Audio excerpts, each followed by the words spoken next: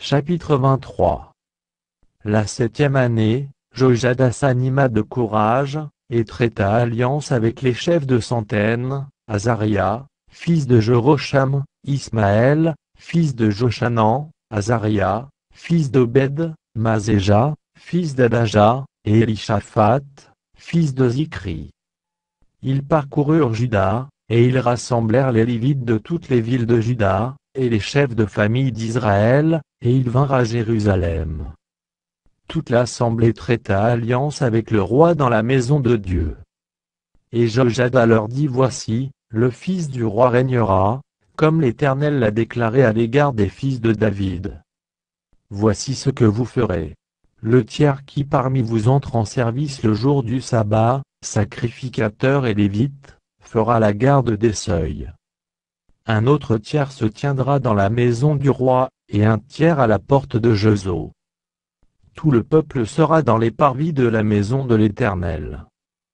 Que personne n'entre dans la maison de l'Éternel, excepté les sacrificateurs, et les lévites de service ils entreront, car ils sont saints.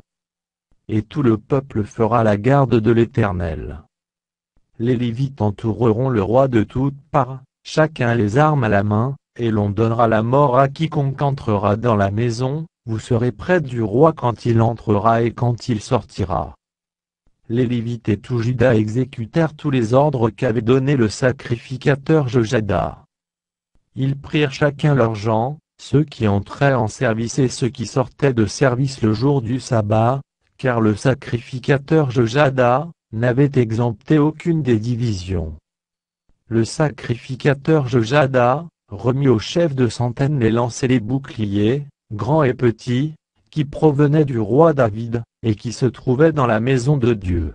Il fit entourer le roi en plaçant tout le peuple, chacun les armes à la main, depuis le côté droit jusqu'au côté gauche de la maison, près de l'autel et près de la maison. On fit avancer le fils du roi, on mit sur lui le diadème et le témoignage, et on l'établit roi. Et Jojada et ses fils loignirent, et ils dirent: Vive le roi! Athalie entendit le bruit du peuple accourant et célébrant le roi, et elle vint vers le peuple à la maison de l'Éternel. Elle regarda.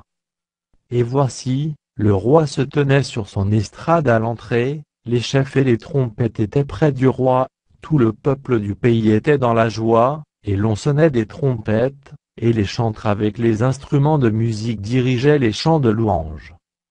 Athalie déchira ses vêtements, et dit: Conspiration, conspiration.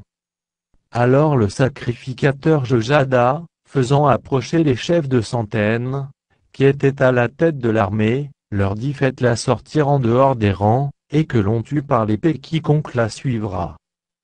Car le sacrificateur avait dit: Ne la mettez pas à mort dans la maison de l'Éternel. On lui fit place, et elle se rendit à la maison du roi par l'entrée de la porte des chevaux. C'est là qu'ils lui donnèrent la mort. Jojada traita entre lui, tout le peuple et le roi, une alliance par laquelle il devait être le peuple de l'Éternel.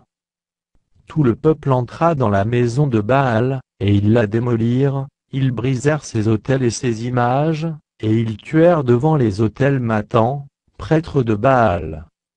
Jojada remit les fonctions de la maison de l'Éternel entre les mains des sacrificateurs, des Lévites, que David avait distribués dans la maison de l'Éternel, pour qu'ils offrissent des holocaustes à l'Éternel, comme il est écrit dans la loi de Moïse, au milieu des réjouissances et des chants, d'après les ordonnances de David. Il plaça les portiers aux portes de la maison de l'Éternel, afin qu'il n'entrât aucune personne souillée de quelque manière que ce fût. Il prit les chefs de centaines, les hommes considérés, ceux qui avaient autorité parmi le peuple, et tout le peuple du pays, et il fit descendre le roi de la maison de l'Éternel. Ils entrèrent dans la maison du roi par la porte supérieure, et ils firent asseoir le roi sur le trône royal. Tout le peuple du pays se réjouissait, et la ville était tranquille. On avait fait mourir Athalie par l'épée.